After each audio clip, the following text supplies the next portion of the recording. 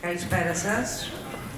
Ευχαριστούμε πολύ που είστε εδώ σήμερα για να ακούσουμε όλοι και να μάθουμε ό,τι πιο σύγχρονο συμβαίνει σχετικά με το περιβάλλον και τα όρια του. Έχω να σας πω, όπως λέει και το τίτλος του βιβλίου, ότι τελικά ο κόσμος είναι χωρίς τέλος. Βέβαια, υπάρχει ένα τέλος άτυπο που το πληρώνουμε όλοι μας καθημερινά και ελπίζω αυτή η παρουσίαση σήμερα και μετά η μελέτη του βιβλίου, που είναι πάρα πολύ ωραίο και διασκεδαστικό να το διαβάσετε, είναι κόμικ και είναι εξαιρετικά ελκυστικό. Με αυτή λοιπόν την μελέτη θα καταφέρουμε να ευαισθητοποιηθούμε ακόμα περισσότερο για το περιβάλλον. Ένας κόσμος χωρίς τέλος, εκδόσεις Κριτική, συνδιοργάνωση του βιβλίου με το Δήμο Καλαμάτας, συμπαρουσίαση, και ως εκ τούτου καλώ αρχικά τον Αντιδήμαρχο Στρατηγικού Σχεδιασμού και Κλιματικής Ουδετερότητας του Δήμου Καλαμάτας, τον κύριο Βασίλη Παπαευσταθίου, για ένα χαιρετισμό. Καλησπέρα σας. Θα ήθελα να σας μεταφέρω καταρχάς τους χαιρετισμούς του Δημάρχου.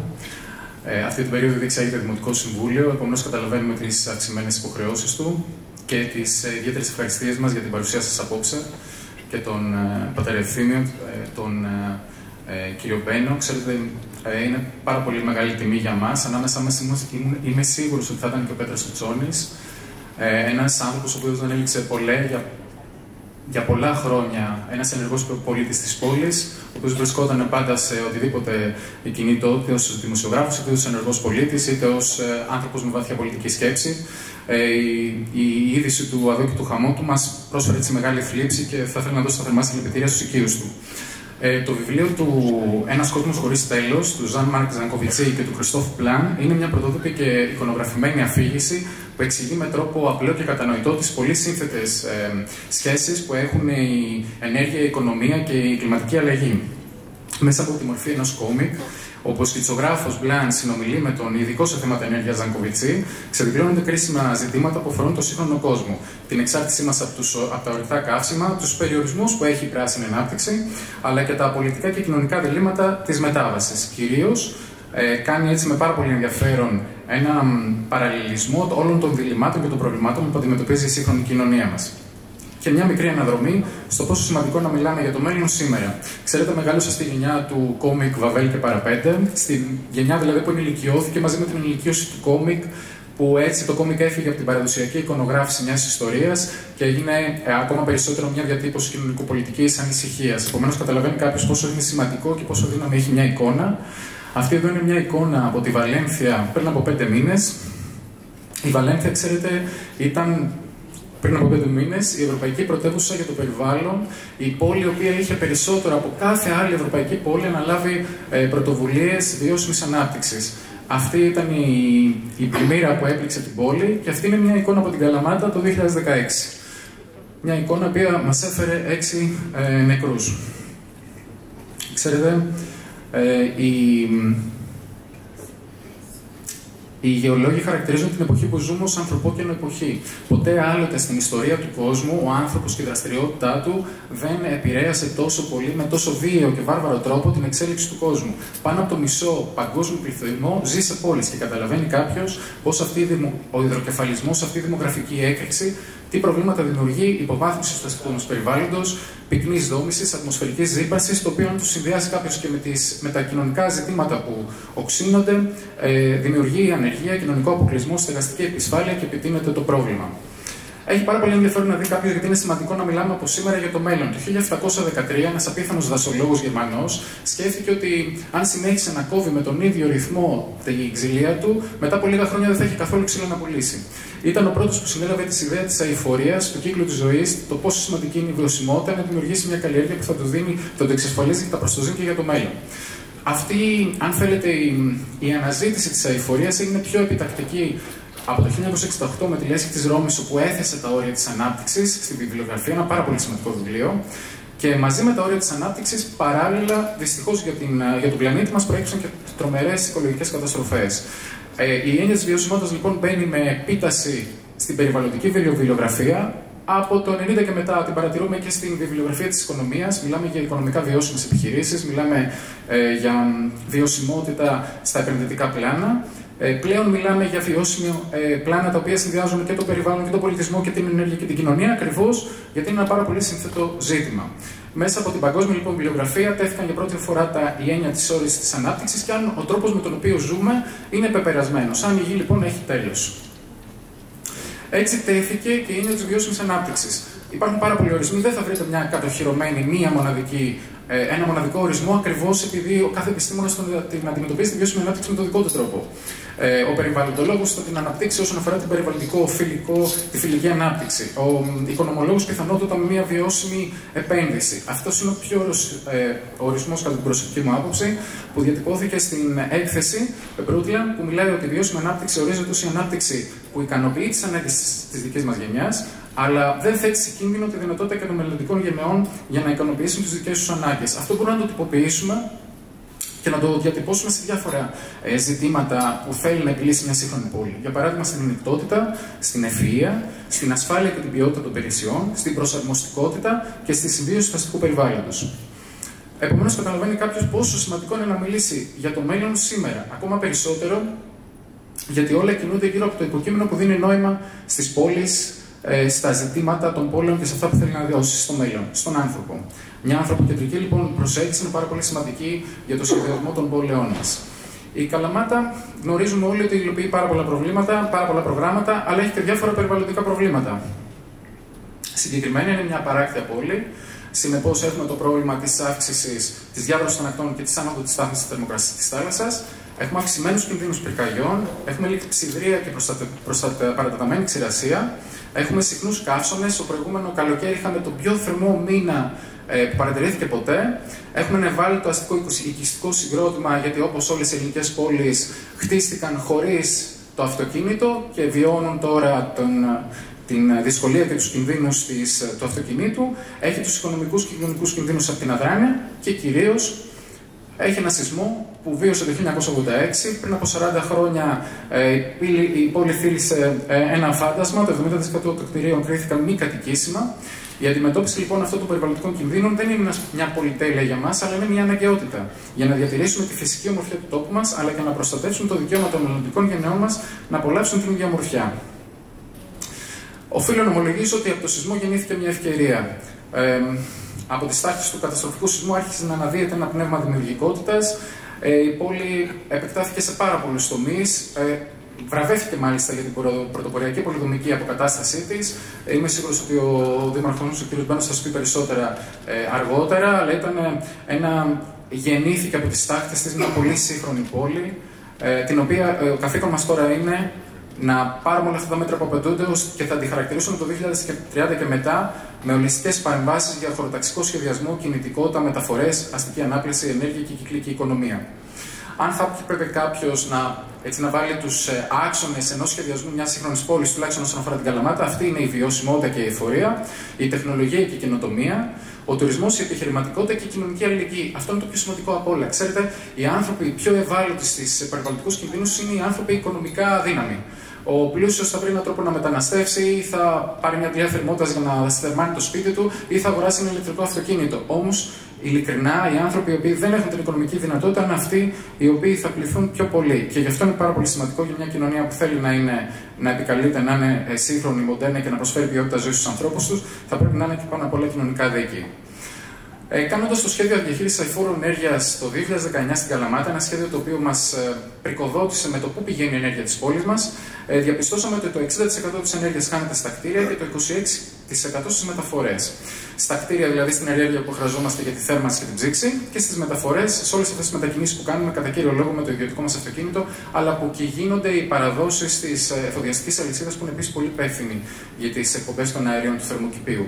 Γι' αυτό το λόγο εκπονήσαμε ένα πάρα πολύ φιλόδοξο κλιματικό συμβόλαιο που θα μας οδηγήσει το 2030 στην κλιματική ουδετερότητα, και η οποία περιλαμβάνει 94% μείωση των εκπομπών μέσα από 4 διαδρομές. Έχει πάρα πολύ ενδιαφέρον ο όρος κλιματική ουδετερότητα. Ομολογώ ότι δεν γεννά ιδιαίτερα θετικά συναισθήματα το να μιλάει κάποιος για την ουδετερότητα. Πρακτικά, αν θα μπορούσα να το δώσει σαν μια μαθηματική εξίσωση, είναι να προσπαθήσουμε να απορροφήσουμε όλες αυτές τις εκπομπές του αερίου του θερμοκηπίου που ο άνθρωπος αφήνει στο περιβάλλον. Πώς μπορούμε να τις απορροφήσουμε καταρχάς από τους φυσικούς αποδέκτες. Τη θάλασσα, το ποτάμι, τα δάση μας.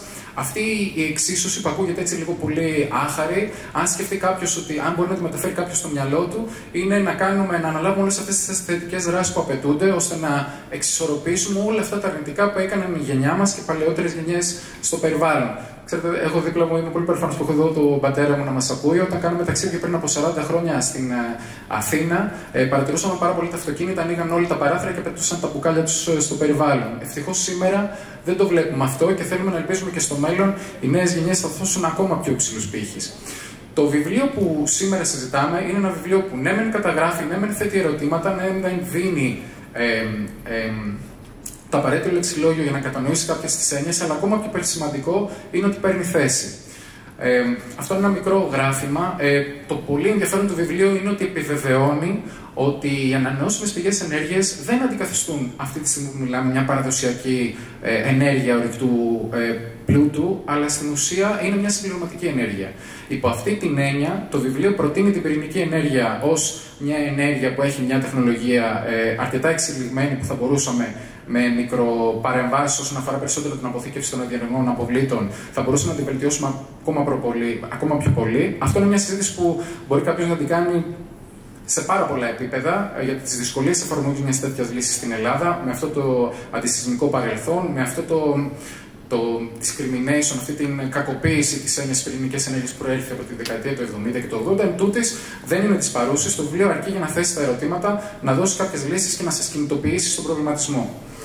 Κλείνοντας για το κλιματικό συμβόλαιο της πόλης μας, το πιο σημαντικό που θα ήθελα να σας πω είναι ότι αυτή την περίοδο το κλιματικό συμβόλαιο υλοποιούμε διάφορα έργα.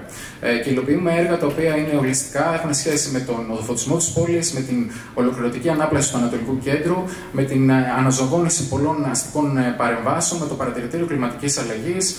Υπάρχουν έργα που τρέχουν τώρα, όπως το πιλωτικό που βλέπετε τώρα, όπου σε 6 σχολεία της πόλης φτιάχνουν τα ψηφιακά τους δίδυμα και δίνουμε την επιλογή στους μαθητές να κατανοήσουν πώς με τη συμπεριφορά τους, με τον τρόπο που μετακινούνται μέσα στην πόλη, αλλά και πώς, ας πούμε, αντικαθιστώντας μια λάμπα με μια λάμπα LED ή κάνοντας διάφορες προτάσεις υιοθέτησης προτύπων βιώσιμων στην οικογένειά τους, μπορεί να αλλάξει το μικροκλίμα της περιοχής.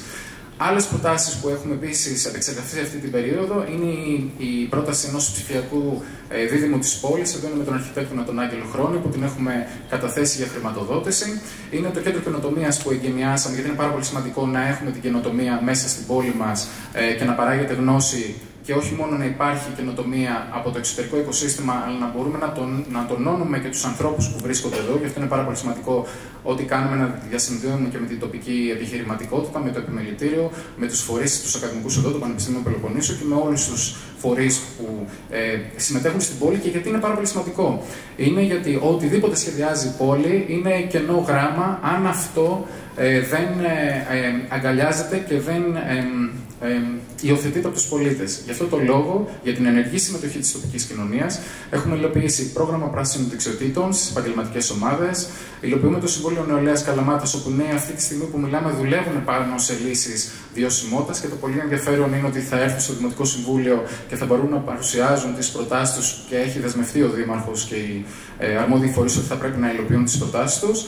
Η πρωτοβουλία Φαντάσου του Πάρκου, που με ένα συμμετοχικό σχεδιασμό στο μοναδικό πνεύμα πρασίνου του Δημοτικού Πάρκου Σιδηροδρόμων, συμμετοχικά τον ανασχεδιάζουμε. Το παρατηρητήριο κλιματικής αλλαγής και οι τοπικές πράσινες συμφωνίες έχει πάρα πολύ ενδιαφέρον. Αυτή τη στιγμή υλοποιούμε 4 πράσινες συμφωνίες για τις οποίες βραβευτήκαμε στην Ευρωπαϊκή Ένωση.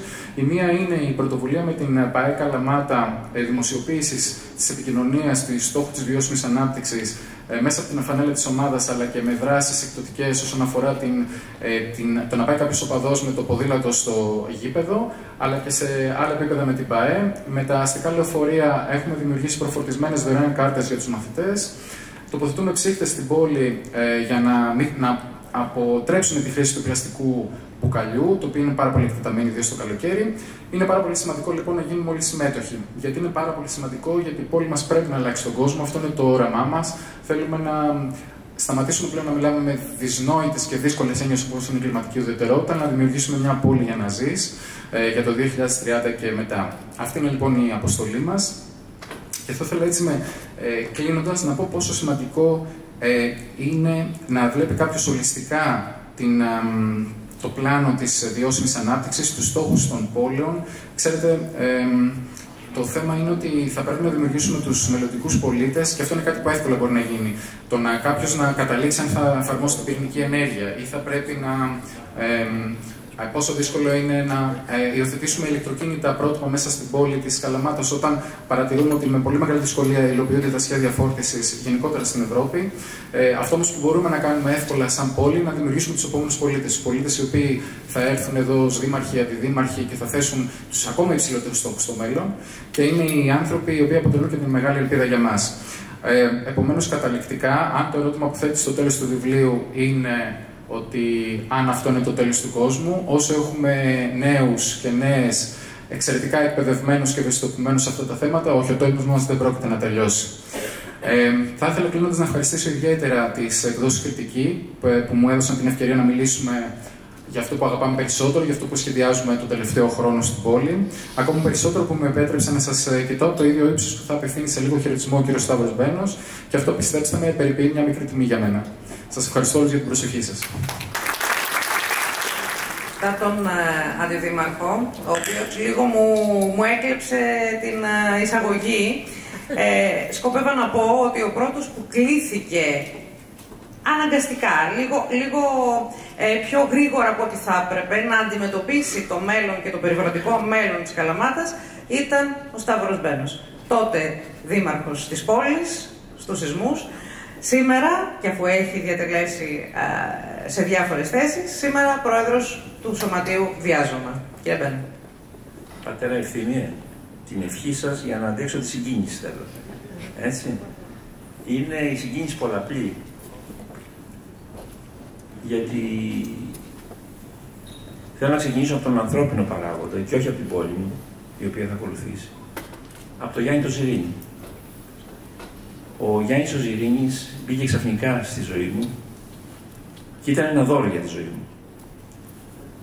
Ήταν στην καρδιά της κρίσης, όταν είχαμε συλλάβει πια στο Βιάζωμα, μαζί με τον αείμνηστο Πέτρο Θέμελη και τον Βασίλη Λαμπριδουδάκη και τον Γιώργο τον Κουρουπό, είναι, ξέρετε, η ιστορική ηγεσία του Βιαζώματος, την κεντρική ιδέα της τριπλής αειφορίας. Ξεκινήσαμε βεβαίως από τα θέατρα, ήταν τα θέατρα μια άσκηση συνεργειών, κάτι που τόσο δραματικά λείπει από την πατρίδα μας. Θέλαμε να δείξουμε στην αγαπημένη μας κοινότητα των αρχαιολόγων πόσο μεγάλη αξία είναι να καθόμαστε όλοι σε ένα τραπέζι. Οι αρχαιολόγοι, ξέρετε, για μένα είναι μια υποποιία. Ήμουν 4 χρόνια στο Υπουργείο Δημόσιας Διοίκησης ως υφυπουργός αρμόδιος για το ανθρώπινο δυναμικό, ποτέ δεν ήρθε κρούσμα διαφθοράς αρχαιολόγου. Παρ' όλα αυτά όμως είναι δραματικά απομονωμένοι και δεν έχουν αντιληφθεί συνολικά την αποστολή που έχουν τα μνημεία σε αυτή τη χώρα, που αποτελούν το μεγαλύτερο περιουσιακό της στοιχείο, τα μνημεία της φύσης και του πολιτισμού. Και εκπέμπουν μια τριπλή αειφορία, Βασίλη. Και κατέφυγε στον πιο ωραίο ορισμό, πράγματι. Πώς κάνεις πράγματα τώρα χωρίς να στερείς τίποτα από το μέλλον. Δεν είναι μόνο η περιβαλλοντική και αυτό το αισθητικό θαύμα που είναι τα μνημεία, είναι και η κοινωνική αειφορία, γιατί είναι και οχήματα κοινωνικής συνοχής, αλλά πάνω απ' όλα μπορεί να είναι το κέντρο της βιώσιμης ανάπτυξης της χώρας μας, τα μνημεία. Αν αρθρώσουμε εκεί όλες τις δυνάμεις μας στο πεδίο της κυρίως περιφερειακής ανάπτυξης της χώρας. Αυτά πήγαν από τότε, όταν ήδη είχαμε βάλει μπροστά 50 αρχαία θέατρα. Ξέρετε, η αρχαιολογική κοινότητα μόνη της είχε βάλει σε 200 χρόνια 20 θέατρα. Αυτή τη στιγμή έχουν τελειώσει 15 και είναι άλλα 30 εργοτάξια αρχαίων θέατρων στη χώρα. Και είχα πάει στον Υπουργό τότε, το Χατζηδάκη, όπου ο Γιάννης ήταν σύμβουλος του Υπουργού και του είπα του Υπουργού, ήταν τότε τα κόκκινα δάνεια, Γιάννη, θυμάσαι, ήταν σε μια κατάσταση, ήταν το 13, το καλοκαίρι του 13. Και του λέω, αν έχετε κάποιο άνθρωπο σύμβουλο που να είναι και λίγο ευαισθητοποιημένος στα πολιτιστικά, φώναξε τον γραμματέα. Ήταν ο κύριος Γιαννούσης Γιαννιέτσι, που είχε μεγάλη εμπειρία και στα θέματα της Ευρωπαϊκής Ένωσης.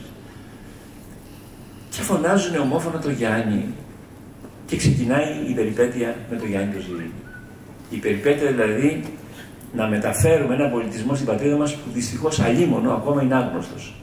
Είναι ο πολιτισμός που υβριδικά ξεκίνησε από τους σεισμούς. Είναι δηλαδή τα περίφημα ολιστικά προγράμματα. Θα επανέλθω στην πόλη μας, αλλά θέλω να σας εξηγήσω αυτή την συνάντησή μου με τον Γιάννη. Ήταν τότε εκολαπτώμενο ένα πρόγραμμα που απορρέει από τη συνθήκη της Λισαβόνας. Η συνθήκη της Λισαβόνας έγινε το 2008 όταν υπήρχε το διάζωμα. Και μας έδωσε τον τρίτο πυλώνα συνοχής. Μετά δηλαδή την κοινωνική συνοχή που είναι το γενετικό υλικό της Ευρώπης. Την οικονομική συνοχή που ξεκίνησε από το Μάστριχτ και μετά. Η εδαφική συνοχή είναι η πιο ωφέλιμη για τη χώρα μας, γιατί τι είναι η εδαφική συνοχή? Η άρση των αδικιών που προκαλεί το έδαφος. Και σκεφτείτε την πατρίδα μας που έχει ορεινούς όγκους, που έχει νησάκια και ασυνέχεια του εδάφους, πόσο ευεργετική είναι αυτό το άρθρο. Και σε λίγα χρόνια, το 2014 δηλαδή, ξεκίνησε αυτή η ωραία περιπέτεια των ολιστικών προγραμμάτων, των ολοκληρωμένων χωρικών επενδύσεων και της βιώσιμης αστικής ανάπτυξης, που τέτοια προγράμματα έχει και ο Δήμος Καλαμάτας. Με τον Γιάννη λοιπόν αρχίσαμε να σχεδιάζουμε αυτά. Παρακαλώ τους εκδότες να μην ανησυχούν, γιατί όλα αυτά είναι ο πρόλογος για το βιβλίο. Σας το λέω έτσι πολύ. Όλα αυτά είναι η υπεραξία του βιβλίου. Εκεί θα καταλήξω. Ο Γιάννης μετά, είμαστε μαζί από τότε, που παλεύουμε να περάσουμε αυτόν τον πολιτισμό παντού, με πολύ μεγάλες δυσκολίες, στην πατρίδα μας. Και με τον Γιάννη συναντηθήκαμε και σε μια άλλη στιγμή, όπου ο Πρωθυπουργός, παρότι εγώ ανήκω σε άλλη παράταξη, με κάλεσε να αντιμετωπίσω τις πυρκαγιές, το πρώτο φαινόμενο μέγα πυρκαγιάς στη Βόρεια Εύβοια. Ο Γιάννης ήταν αναπληρωτής μου στη Βόρεια Εύβοια. Μαζί παλέψαμε εκεί για να οργανώσουμε αυτό το σχέδιο που έχουμε ήδη καταθέσει και εξελίσσεται. Και στο νερό. Άρα λοιπόν περίπου με έχουν ταυτίσει με τις φυσικές καταστροφές, όπως καταλαβαίνετε. Γιάννη μου, θέλω να πω και σε εσένα και στους ανθρώπους που συνεργάστηκες ότι εδώ υπάρχει μια μεγάλη αγκαλιά για το βιβλίο. Δεν νομίζω ότι υπάρχει πόλη που θα μπορούσε να το υποδεχθεί με περισσότερη αγάπη και κατανόηση. Γιατί περνάω τώρα στην Καλαμάτα, Βασίλη, και θέλω να κάνω και ένα ωραίο διάλογο μαζί σου. Ξέρεις ότι σε αγαπώ και σε εκτιμώ, Βασίλη. Έτσι. Αλλά θέλω να πω και εγώ με τις δικές μου αλήθειες για την πόλη μας. Πριν από λίγες μέρες με κάλεσαν στο διπλανό εδώ Λύκειο να μιλήσω με τα παιδιά. Ήταν η τρίτη ή τέταρτη φορά για την πόλη μας. Και καθώς πήγαινα από το σπίτι, ξεκίνησα από το φοβερό πρωινό που μου έκανε η ευτυχία για να πάω στο σπίτι. Την ευτυχία την ξέρετε όλοι, είναι εδώ απόψε, έτσι. Λοιπόν, σκέφτηκα, λέω, να μην τους πω κάτι τετριμμένο. Δηλαδή, τι έγινε μετά τους σεισμούς.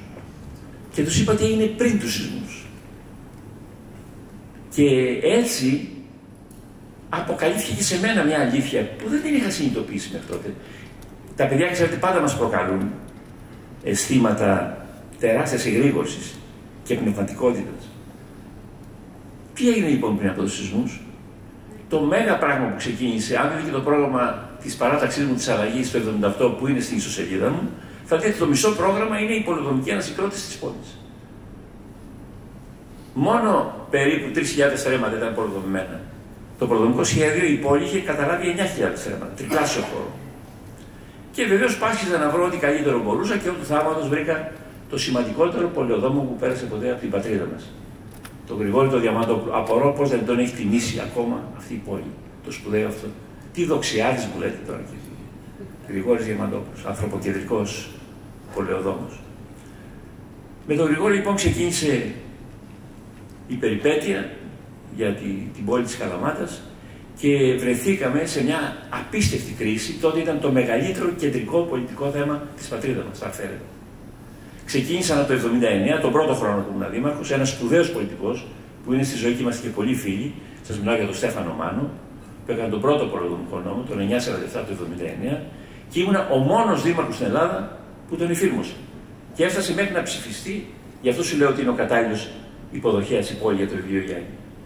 Δηλαδή, όλη η διαδικασία της πολεοδομικής ανασυγκρότησης μετά το Βενιζέλο, που τότε μια υποπία που έδωσε λύσεις στα προσφυγικά, ο νόμος του 23 περίφημος. Και βεβαίως δεν μπορώ να σας περιγράψω, κόλασε όλη η Ελλάδα με τον Μάνο, έτσι. Γκρου, τα θυμάσαι αυτά, έτσι. Ο Γκρέκης είναι αυτός, ο Γκρου. Λοιπόν, Και βεβαίως δεν άντεξε, δεν τον άντεξαν. Σκεφτείτε ότι ακόμα και ο μεγάλος Κωνσταντίνος Καραμανλής δεν τον άντεξε. Τον αλλάξαν. Και βάλανε έναν υπουργό απλώς για να ηρεμήσει τα πλήθη. Και έφτασα μέχρι τις εκλογές και λίγο πριν τις εκλογές είχε πάει για ΦΕΚ το σχέδιο της Καλαμάτας. Σχεδιάστηκε μέσα σε 3 χρόνια μόλις με τον Γρηγόρη. Αλλά έγιναν οι εκλογές και ξεκίνησε πάλι η περιπέτεια από την αρχή με το Πασόκ. Και αναλαμβάνει υπουργός περιβάλλοντος ένας επίσης χαρισματικός πολιτικός, ο Αντώνης Τρίτσης. Ξεκινάμε και με τον Αντώνη με την περίφημη επιχείρηση πρωτοβουλίας ανασυγκρότησης, πάλι την προσπάθεια, αλλά το 1984 γίνεται, δεν πάω να σου πω, κόλαση η Ελλάδα, έτσι. Κόλαση. Όλοι ζητούσαν να φύγει ο Τρίτσης. Και τελικά τον θυσίασε ο Παπανδρέου. Και μέσα με έναν τρόπο ειρωνικό, αν θυμάστε πάλι, το έγραψε μια επιστολή που έλεγε έγραψε ιστορία, αλλά τον παρέτησε. Εμείς εδώ συνεχίζουμε, η μόνη πόλη που συνεχίζει. Και το 85 το Σεπτέμβριο φτάνουμε στο Συμβούλιο να ψηφίσουμε το νέο προδομικό σχέδιο της πόλης. Και επειδή στην Καλαμάτα έχουμε δημιουργήσει ερίσματα, κυρίως στους νέους, και είμαστε παντοδύναμοι, σοφίστηκαν αυτοί που ήθελαν να κατακριμνήσουν την προσπάθεια αυτή, να κάνουν ένα πανελλήνιο σύλλογο των απανταχού καταπατητών και κατέβηκαν περίπου 1000 τραμπούκια από όλη την Ελλάδα με ειδοποίηση ασφάλεια. Στο Δημοτικό Συμβούλιο ήταν δραματικό, ήταν 150 αστυνομικοί και ο εισαγγελέας επιτόπου. Αλλά σπάσαν τον κλειό και παραλίγο να με σκοτώσουν και να το βράδυ εμένα και τον Γρηγόρη. Αυτοί οι τραμπούκοι που πήγαν μέσα με ρόπαλα και κουκούλες. Στο ιστορικό δημαρχείο σας μιλάω τώρα, έτσι. Ναι, ήταν μια δραματική νύχτα. Εκείνη η δραματική νύχτα λοιπόν, Γιάννη μου, έσωσε την πολεμική ανασυγκρότηση. Γιατί ήταν η πρώτη εφαρμογή του νόμου και προκαλούνται ένομα συμφέροντα και άρα θα πέφτει ο νόμος. Και ο εισηγητής ήταν μαζί του, γιατί έκανε την ανοησία του να βάλει σφορά στα πάρα από 4 στρέμματα 60% και κατέφυγαν στο άρθρο που προστατεύει την ατομική ιδιοκτησία. Εν πάση περιπτώσει, μετά το ξύλο που έφαγα, υπήρξε πανελλήνια συγκίνηση. Με φώναξε και ο πρόεδρος του Συμβουλίου της Επικρατείας και μου είπε: Δήμαρχε, το παίρνουμε πάνω μου. Και λίγες μέρες, Βασίλη, πριν από τους σεισμούς, μπήκε το ΦΕΚ. Και τη νύχτα του σεισμού υπήρχε μια παράλογη ελπίδα μέσα μου για την πόλη, γιατί την έβλεπα μπροστά μου. Έτοιμη η πόλη. Έτοιμη, ρημοτομημένη, ήξερα τι θα γίνει. Αν λοιπόν, γιατί σας τα λέω όλα αυτά, αν δεν είχαν συμβεί όλα αυτά, ήταν χαμένη η πόλη με τους σεισμούς. Δεν είχε καμία ελπίδα. Σας το λέω γιατί πόσο σημαντική είναι η πρόληψη των πραγμάτων. Και βεβαίως ακολούθησε και μια αναθεώρηση ακόμα πιο προωθημένη. Ρίξαμε και άλλους τους ορόφους. Θεσμοθετήσαμε το ιστορικό κέντρο που τώρα όλοι το καμαρώνουμε. Κοιτάξτε μόνο τις παλικατοικίες που έχουν μείνει. Έτσι, για να δείτε τι θα ήταν το ιστορικό κέντρο που ήταν αυτές προσσεισμικές. Άρα λοιπόν, τα λέω αυτά Γιάννη μου, γιατί μια πολύ μεγάλη μάχη που έχει σχέση με το σχεδιασμό δόθηκε σε αυτή την πόλη και σώθηκε από αυτή την πόλη. Πες μου λοιπόν Γιάννη, είναι ή δεν είναι σύμβατο το βιβλίο με αυτή την πόλη? Και απευθύνομαι τώρα στους συμπολίτες μου. Πρέπει να λείψει από καμιά βιβλιοθήκη της Καλαμάτας αυτό το βιβλίο. Όλες οι βιβλιοθήκες πρέπει να έχουν αυτό το βιβλίο. Και προχωράμε παρακάτω. Από τότε η πολιτεία, έχουν περάσει 40 χρόνια έτσι, έχει ψηφίσει δεκάδες νόμους και το αποτέλεσμα είναι μηδαμινό. Και με τον Γιάννη, στη Βόρεια Εύβοια, ξεκινήσαμε ένα σχέδιο το οποίο εκφώνησε και ο ίδιος ο Πρωθυπουργός, νομίζω στην Ιστία Γιάννη, λίγους 3 μήνες μετά, που ήταν τα ειδικά πολεοδομικά σχέδια. Από την Εύβοια ξεκίνησε. Και τότε του έβαλα την ιδέα και αυτή τη στιγμή, όπως ξέρεις, Βασίλη, τα τοπικά χωρικά σχέδια, δηλαδή ο σχεδιασμός περίπου ίδιος, με άλλο όνομα, που γινόταν τότε στην Καλαμάτα, που ήταν η πρώτη πόλη που σχεδιάστηκε ολοκληρωτικά. Καμία άλλη πόλη δεν το επέτυχε από τότε μέχρι σήμερα αυτό. Και μπήκαν στο Ταμείο Ανάκαμψης και ένα μεγάλο πρόγραμμα, και μπράβο στην κυβέρνηση για αυτό το πρόγραμμα, 500 εκατομμυρίων για να σχεδιαστεί καθολικά όλη η χώρα. Όχι μόνο στο δομημένο της περιβάλλον, αλλά και στον ανοιχτό χώρο, δηλαδή για να δημιουργηθούν κανόνες. Σκεφτείτε, στην πατρίδα μας το 20% μόνο έχει κανόνες. Το 80% βασιλεύει η ανομία. Δηλαδή δεν υπάρχει ασφάλεια δικαίου, δεν μπορούμε να προσελκύσουμε σοβαρούς επενδυτές ούτε στο πρωτογενή τομέα, ούτε στο δευτερογενή, ούτε πολύ περισσότερο στο τριτογενή τομέα. Επίσης, να σου πω, Βασίλη, για να κλείσω το κεφάλαιο της πόλης, για μένα, αυτά που είπες είναι πολύ ωραία πράγματα. Αλλά η μεγάλη εικόνα, σας το λέω και πάλι και κρούω τον κόδωνα του κινδύνου, είναι εφιαλτική. Έχουμε καθίσει πάνω στις δάφνες της πόλης, η οποία είναι μια όμορφη πόλη, μια ελκυστική πόλη, συνεχώς αναπτύσσεται. Το ερώτημα είναι πώς αναπτύσσεται. Γιατί τα μεγάλα διακυβεύματα του σχεδιασμού πριν από 40 χρόνια κινδυνεύουν εξ ολοκλήρου να τελειώσουν, να τερματίσουν τις αντοχές τους, την ανθεκτικότητά τους. Η πόλη δεν έχει πολυδομηθεί καθόλου από τότε μέχρι σήμερα. Ακόμα και το ασπρόχρωμα και η βέρκα ταλαιπωρούνται δεκαετίες για την πολυοδόμηση. Η πόλη δεν έχει ζήσει ένα κυκλοφοριακό από το 1984. Ένα σοβαρό κυκλοφοριακό. Όλες οι θέσεις για το πάρκινγκ, τότε διάφορα ανέκδοτα για τα πάρκινγκ, για τις 1000 θέσεις που δρομολογήθηκαν τότε. Η ίδρυυση, την οποία ξέρετε, ήμουν και μελετητής ίδρυυσης ως μηχανικός, ήταν για 30 χρόνια. Η αποχέτευση το ίδιο. Όλα αυτά τα πράγματα είναι μεγάλες απειλές για την πόλη. Καλά είναι όλα αυτά που είπες, Βασίλη μου, αλλά αυτή είναι η μεγάλη εικόνα. Και η πιο μεγάλη εικόνα, ακόμα από αυτή, είναι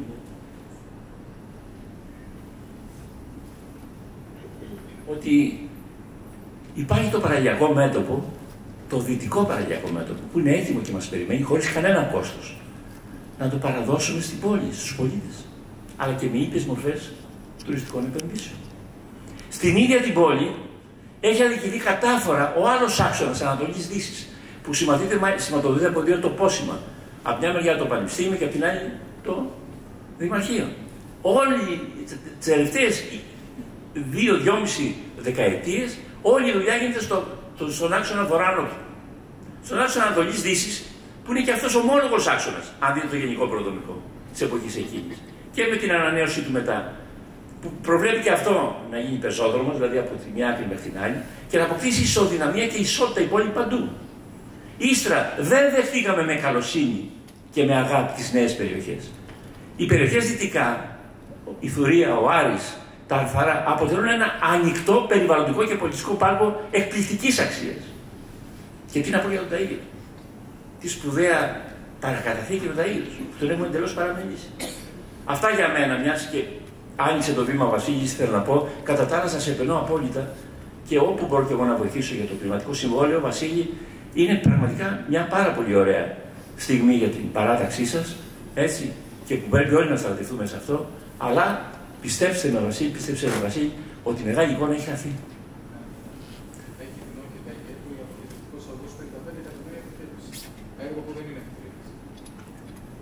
Δεν μίλησα.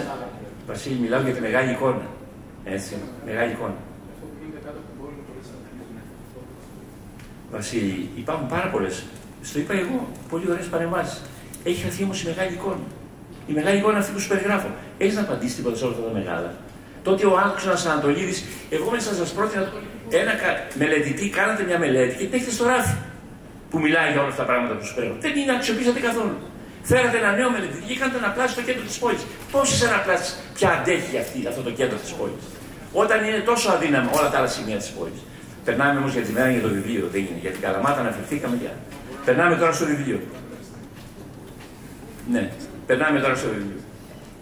Το βιβλίο είναι συγκλονιστικό, αγαπημένοι μου φίλοι. Και ξέρετε γιατί? Είναι μια άλλη μακριά εντελώς.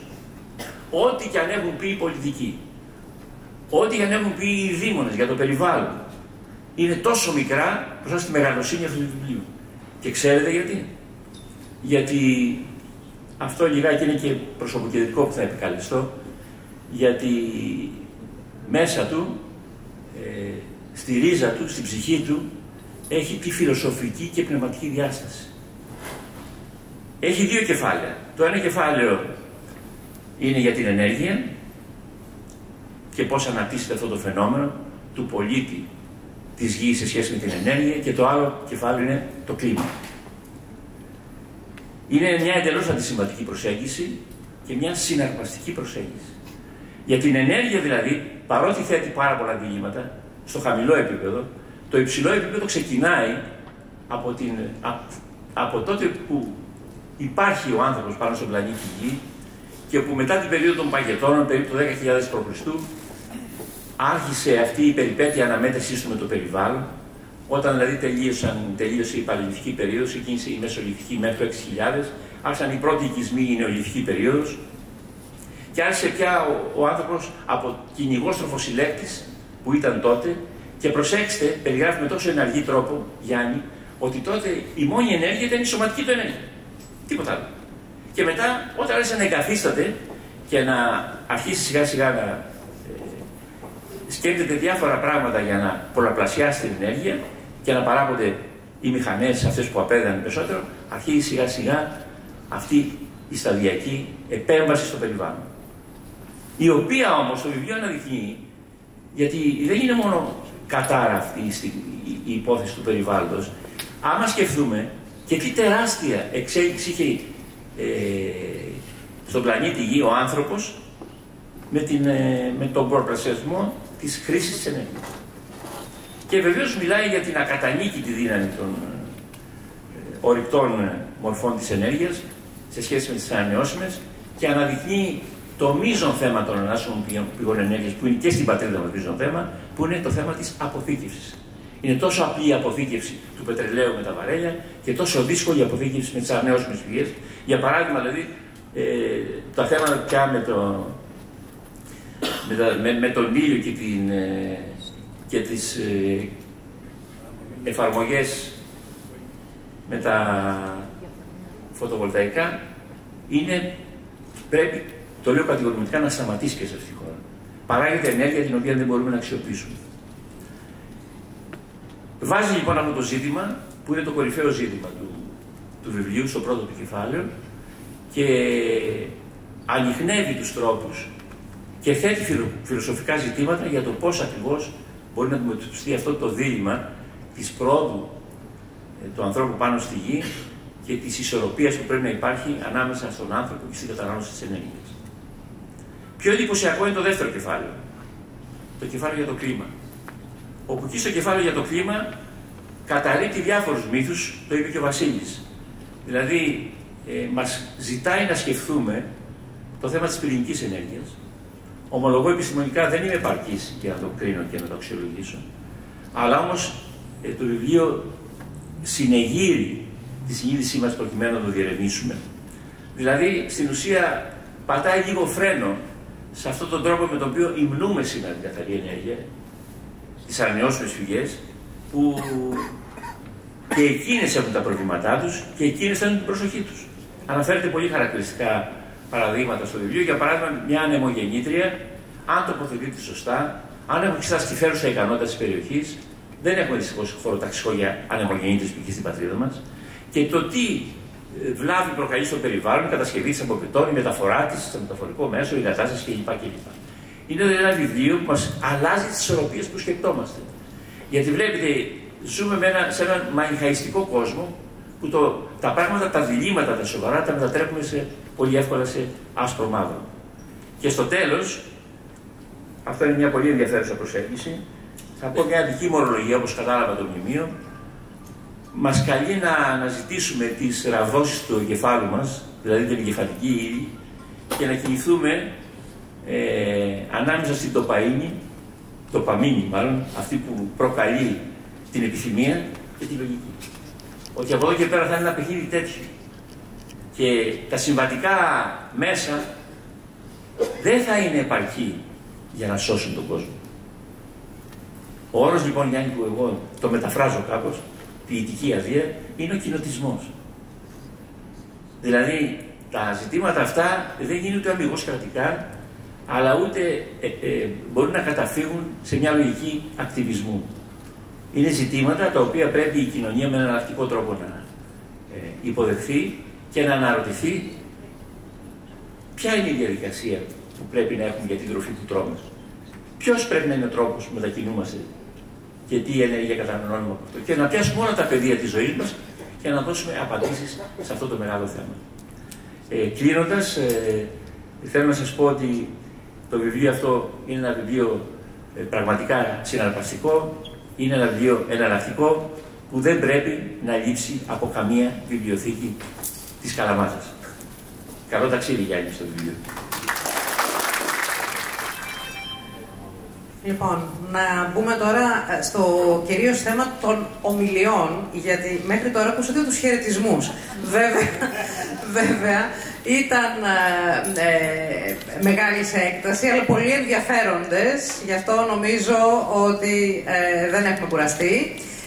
Πάμε λοιπόν σε έναν άνθρωπο που τον βλέπουμε να μας λέει τον καιρό. Είναι ένα πολύ οικείο πρόσωπο. Είναι ο Παναγιώτης Γιαννόπουλος, φυσικός, μετεωρολόγος, συνάδελφος στην ΕΡΤ. Αλλά εδώ σήμερα βρίσκεται με την ιδιότητα του πρεσβευτή του Ευρωπαϊκού Συμφώνου για το Κλίμα και ο λόγος στον Παναγιώτη για να μας πει περισσότερα. Καλησπέρα σε όλους. Πρώτα απ' όλα θέλω να ευχαριστήσω τις εκδόσεις Κρατική για την τιμή που μου κάνουν να είμαι εδώ σήμερα στο βιβλίο ή τη συμπαρουσίαση του βιβλίου. Είναι αλήθεια ότι δεν περίμενε να βρέχει, αλλά έφρεξε.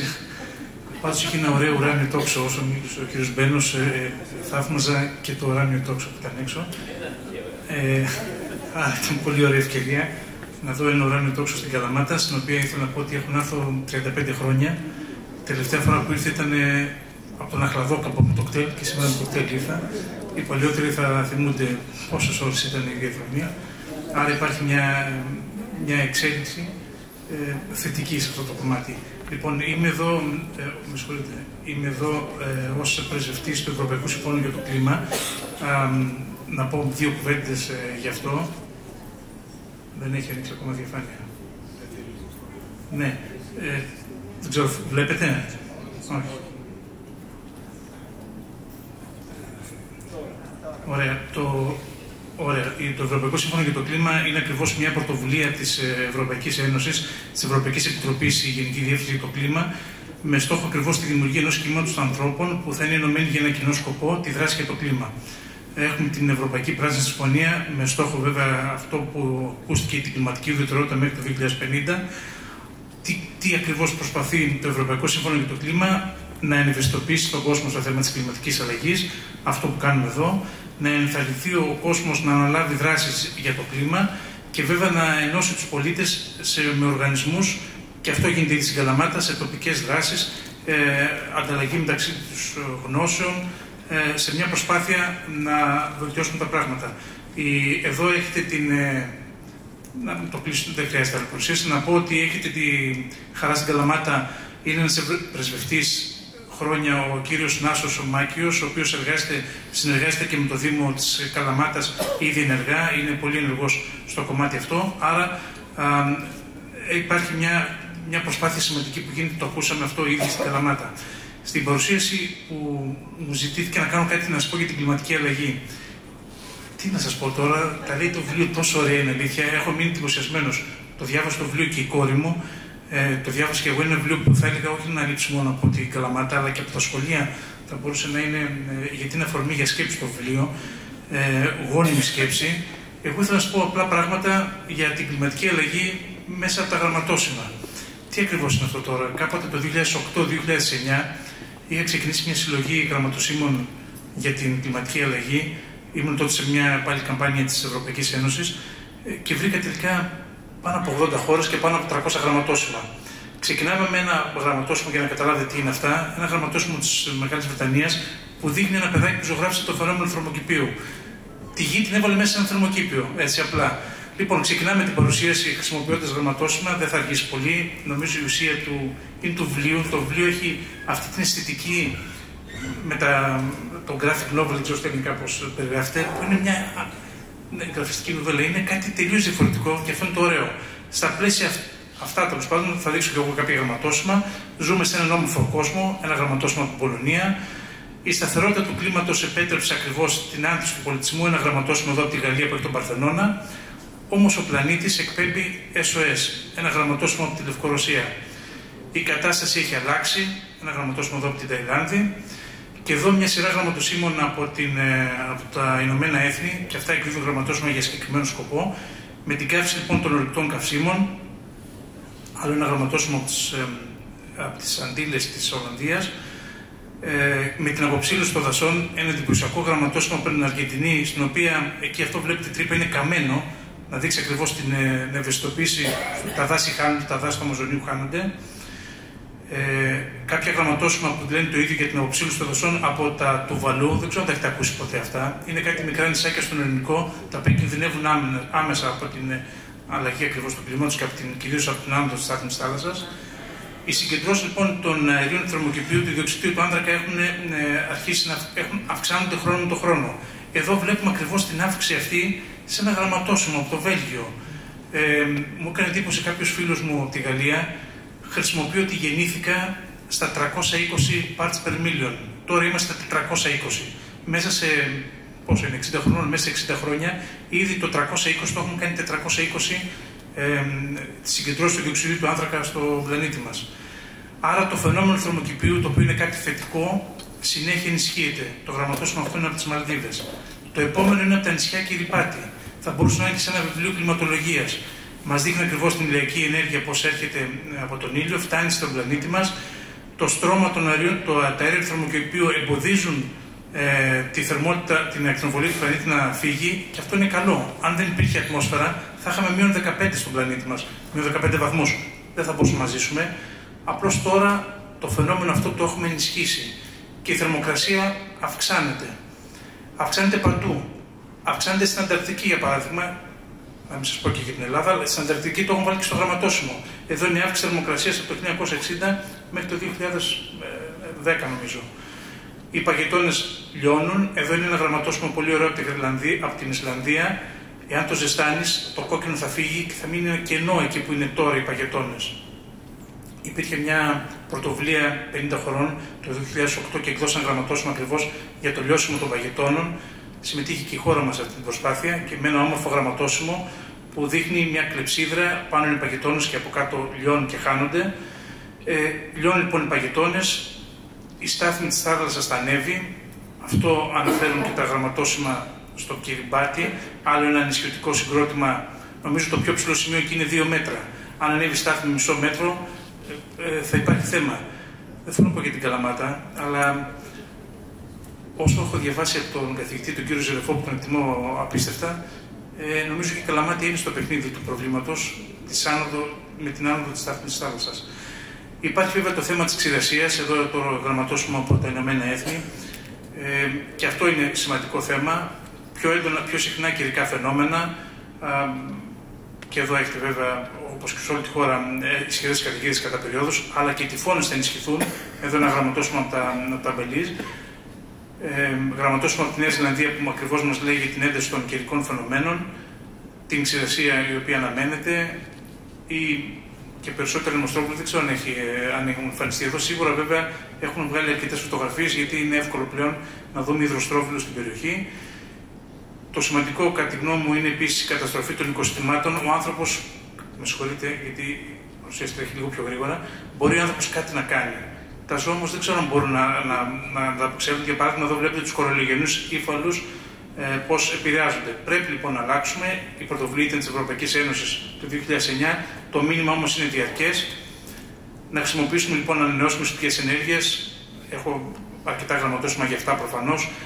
Την ηλιακή ενέργεια σε ένα γραμματόσημο της Ουρουγουάης, της Αργεντινής, της Γερμανίας, της Γουατεμάλας. Δεν είναι βέβαια τώρα μόνο αυτά τα γραμματόσημα. Είχαν βγει και όταν υπήρχε η ενεργειακή κρίση λίγο μετά το 1970. Η χρήση της γεωθερμίας των υδροελεκτρικών έργων, για παράδειγμα, στην Πορτογαλία ένα γραμματόσημα, στη Νέα Ζηλανδία. Τα νησιά Φερόε μας λένε ακόμα ότι και οι ωκεανοί και τα κύματα μπορούν να μας δώσουν ενέργεια. Το πόσο είναι το θέμα βέβαια, αυτό περιγράφει το βιβλίο, αν όλα αυτά φτάνουν. Τα υδροελεκτρικά έργα, τα αιωλικά.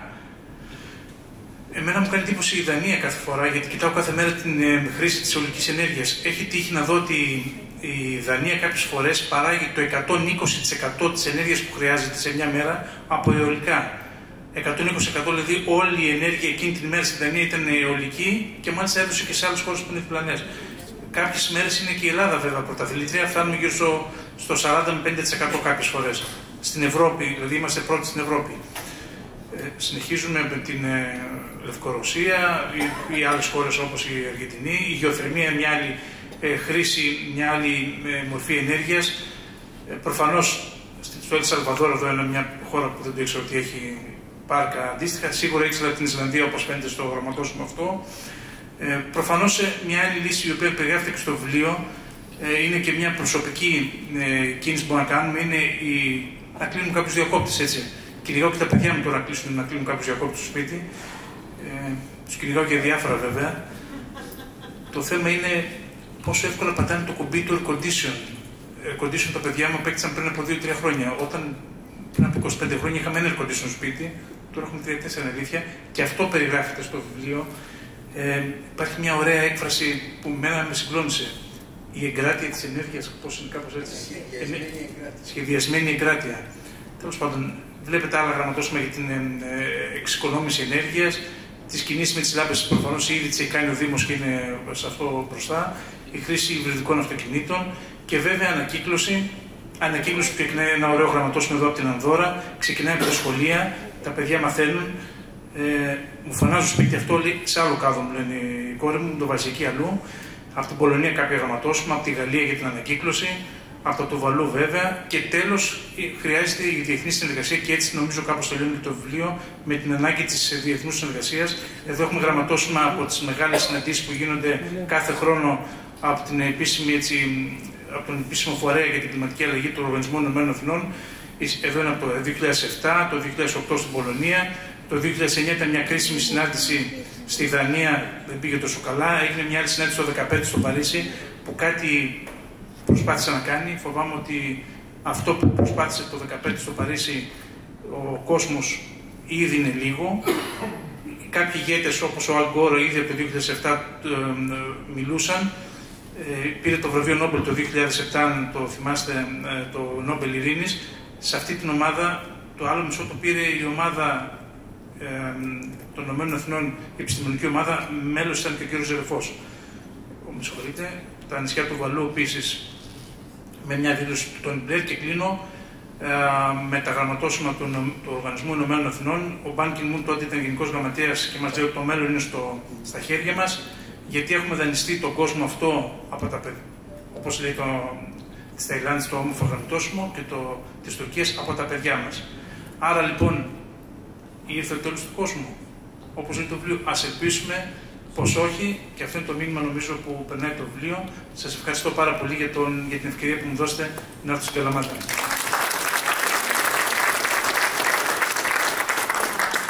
Ακούσουμε τώρα τον επιμελητή της έκδοσης, τον κύριο Γιάννη Ζιρίνη, και αμέσως μετά θα πάμε στην κυρία Μπελογιάννη, η οποία είναι φιλόλογος, υπεύθυνη των εκπαιδευτικών προγραμμάτων του Σωματείου Διάζωμα, και δεν θα είναι μαζί μας για λόγους ανωτέρας βίας ο κύριος Τάσος Δάρας. Θέλω να ευχαριστήσω και εγώ τον Δήμο για τη συμπαράστασή του. Είναι μεγάλη μας τιμή που μας θέτει υπό την αιγίδα του για αυτή την εκδήλωση. Και βέβαια, και εγώ δεν έχω λόγια, Σταύρο, να πω για την συνεργασία, για τη συνάντησή μας και για τη συνεργασία μας αυτά τα 12 τελευταία χρόνια, που και για μένα ήταν εξαιρετικά σημαντικά, γιατί προβληματισμούς που τους είχα χρόνια μέσα μου μπόρεσα να τους εκφράσω δημιουργικά μέσα από τη δουλειά που κάναμε στο Διάζωμα. Σας ευχαριστώ πολύ για τα καλά σου λόγια. Λοιπόν, εγώ θα σας πω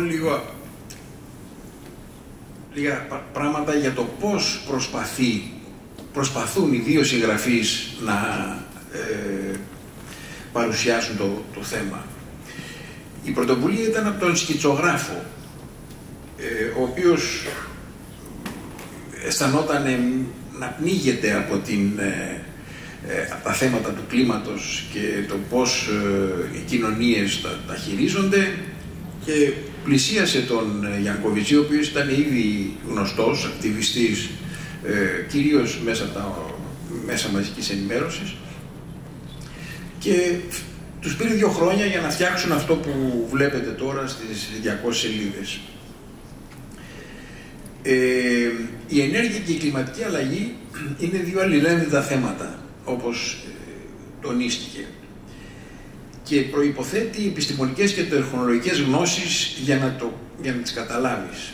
Αλλά πρέπει να τις καταλάβουμε αυτές τις σχέσεις ενέργειας και κλίματος, γιατί έρχονται νέες συνθήκες και πρέπει να προσαρμοστούμε κι εμείς ανάλογα. Η όσο το δυνατόν απλουστευμένη παρουσίασή τους διευκολύνει την εξοικείωση στη μετάβαση σε έναν άλλο τρόπο διαβίωσης. Εδώ η λέξη κλειδί είναι μετάβαση.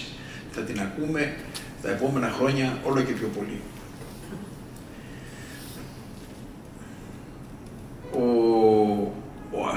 Ο επιστήμονας παρουσιάζεται έτσι στο βιβλίο.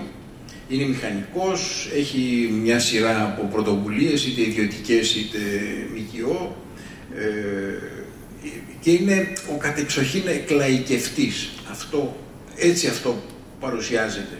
Έχει δεκάδες, αν όχι θα έλεγα εκατοντάδες ομιλίες στο YouTube, μπορεί να τις βρει ο καθένας. Οι περισσότερες είναι στα γαλλικά, μερικές είναι στα αγγλικά. Επίσης ο σκητσογράφος είναι ένας καταξιωμένος σκητσογράφος στη Γαλλία. Εδώ περιγράφει την πρώτη του συνάντηση. Το βιβλίο τώρα, όπως υπόθηκε πριν, είναι ένας εικονογραφημένος οδηγός για την κλιματική αλλαγή και ξεδιπλώνονται τα θέματα μέσα από ένα συνεχή διάλογο των δύο δημιουργών. Ο σκητσογράφος, ας πούμε, έχει το ρόλο του πιο αφελή και του λιγότερο γνώστη του θέματος και θέτει τις πιο απλές ερωτήσεις, και ο επιστήμονας απαντάει αντιστοίχως. Έχει χιούμορ, φαντασία και απλότητα για να δείξει τις βαθιές αλλαγές που βιώνει ο πλανήτης. Ακουμπάει θέματα οικονομίας, οικολογίας, ανθρώπινης συμπεριφοράς, ψυχολογίας. Μιλάει για τις φυσικές ροές, δίνει πολύ μεγάλη έμφαση στο θέμα αυτό. Μπορούμε, αν κάνουμε μια μικρή συζήτηση μετά, να το επεξηγήσω. Και παρέχει μια καθολική ματιά. Είναι αυτό που είπε και ο Σταύρος ο Μπένος. Βλέπει το πρόβλημα συνολικά, ολιστικά.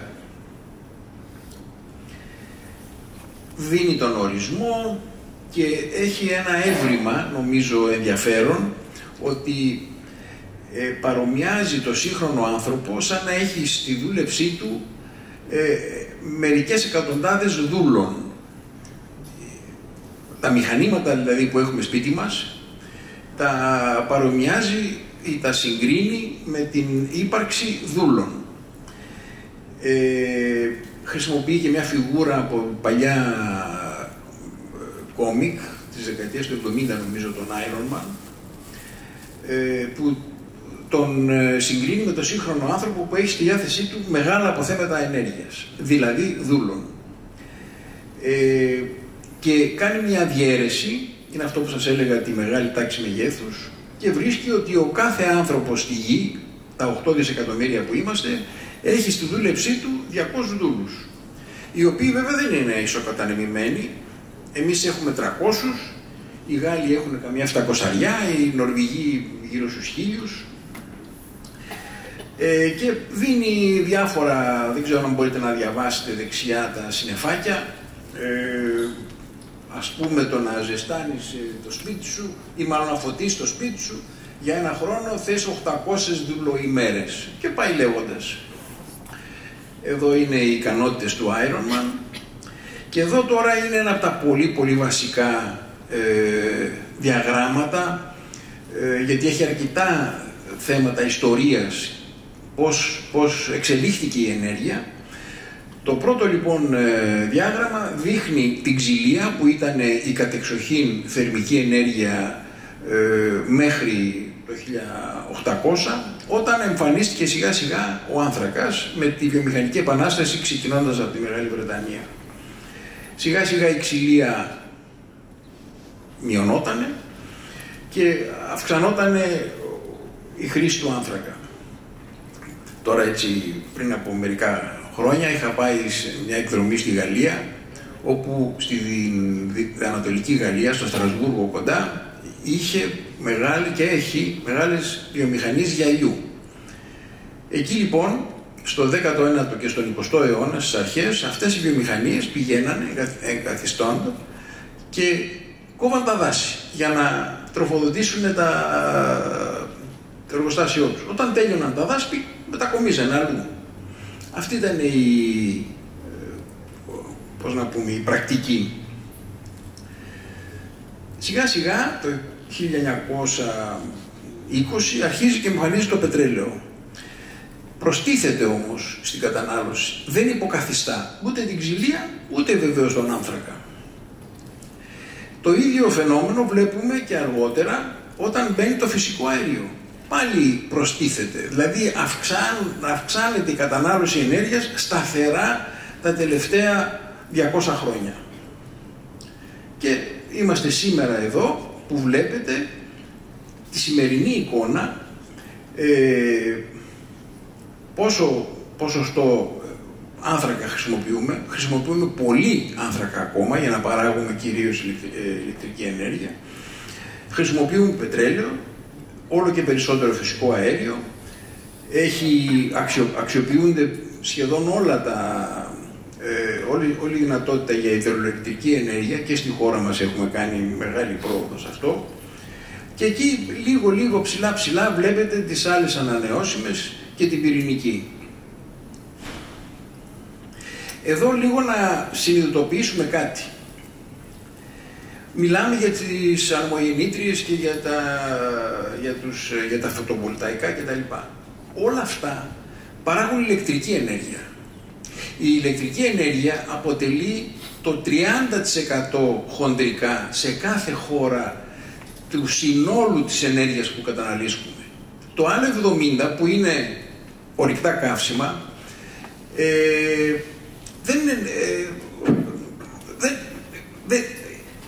πώς να το πω, είναι πολύ δύσκολο να υποκατασταθεί με ηλεκτρική ενέργεια.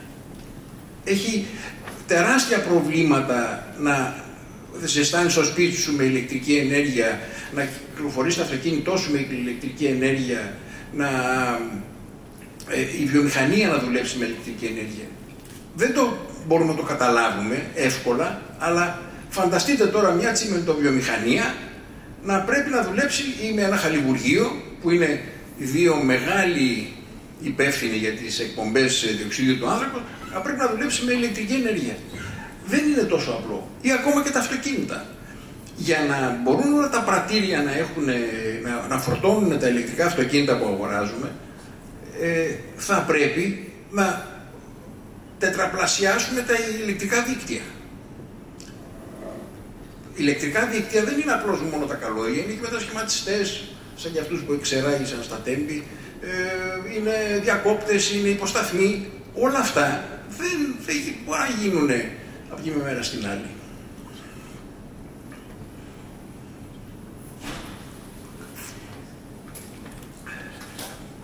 Η ενέργεια, λέει το βιβλίο, επέτρεψε στις κοινωνίες να αυξήσουν τον πληθυσμό.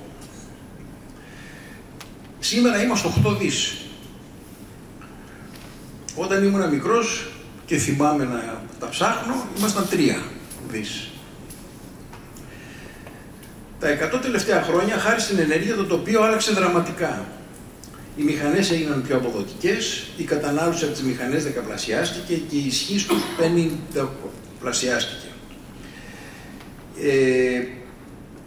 Αυτό είχε τις πρώτες επιπτώσεις στον αγροτικό τομέα. Δυστυχώς, ο μιλητής που θα ανέπτυσε το θέμα του αγροτικού τομέα δεν θα είναι μαζί μας, αλλά μέσα στο βιβλίο το θέμα αυτό φιγουράρει σε πρώτο πεδίο. Οι επιπτώσεις δηλαδή της χρήσης της ενέργειας στην παραγωγή τροφίμων είναι εξαιρετικά σημαντικές. Τα λιπάσματα, τα φυτοφάρμακα, τα τρακτέρ, όλα αυτά είναι ουσιαστικά ορυκτά καύσιμα. Περισσότερες μηχανές σημαίνει λιγότερη γεωργία, περισσότεροι εργαζόμενοι στη βιομηχανία και όλο και περισσότεροι εργαζόμενοι στις υπηρεσίες. Τα δείχνει πολύ επιγραμματικά στο βιβλίο. Βλέπετε κάτω τις δύο φιγούρες, τις μπλε και τις κίτρινες, με τους αγρότες, με τους βιομηχανικούς εργάτες και μετά με τις υπηρεσίες. Αλλάξαν οι διατροφικές συνήθειες. τα 8 δισεκατομμύρια άνθρωποι δεν τρώνε αυτά που τρώγανε πριν από έναν αιώνα. Έχει αυξηθεί πάρα πολύ η συμμετοχή των ζωικών πρωτεϊνών στα διαιτολόγιο σε όλη την υφήλιο. Σχεδόν σε όλη. Έχει εδώ ένα πινακάκι που λέει το αποτύπωμα άνθρακα του κάθε τροφίμου. Βλέπετε το αλεύρι, το γάλα, τα πελαγίσια, ψάρια και πάει λέγοντας πόσο χαμηλά είναι, 1-2 κιλά, ενώ τα ζωικά είναι 17 κιλά το πρόβατο, 20 κιλά το προβατάκι, 21 κιλά το μοσχάρι και το αυτοκίνητο 22 κιλά. Και έχει εδώ στο κάτω-κάτω που λέει ότι το γουρουνάκι λέει στο πρόβατο και στο μοσχάρι ότι είστε χειρότεροι και από τα αυτοκίνητα. Περιγράφει το πετρέλαιο, πώς προέκυψε, πώς το εξορίσουμε, πώς το αντλούμε, γιατί είναι τόσο φτηνό και γιατί είναι τόσο ελκυστικό. Γιατί υπόθηκε πριν, είναι πάρα πολύ εύκολο να το αποθηκεύσεις και έχει πάρα πολύ μεγάλη πυκνότητα. 1 λίτρο πετρελαίου ή βενζίνης έχει δυνατότητες, πώς να πούμε, πολλαπλάσιες, δεκαπλάσιες, 150πλάσιες από τον άνθρωπο.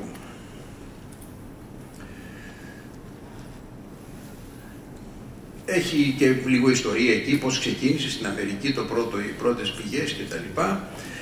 Μιλάει για το σχιστολιθικό πετρέλαιο, πώς αντλείται. Σήμερα η Αμερική τα τελευταία 10 χρόνια έχει καταφέρει και είναι αυτάρκης σε πετρέλαιο, δεν χρειάζεται κανέναν στον κόσμο για να καλύψει τις ενεργειακές της ανάγκες. Βέβαια καταστρέφει το κλίμα έτσι, με τον τρόπο που το εξορίσουν. Μετά μπαίνει στο θέμα του κλίματος, εξηγεί το φαινόμενο του θερμοκηπίου, όπως τα πολύ ωραία γραμματόσημα που είδαμε από τον κύριο Γιαννόπουλο πριν.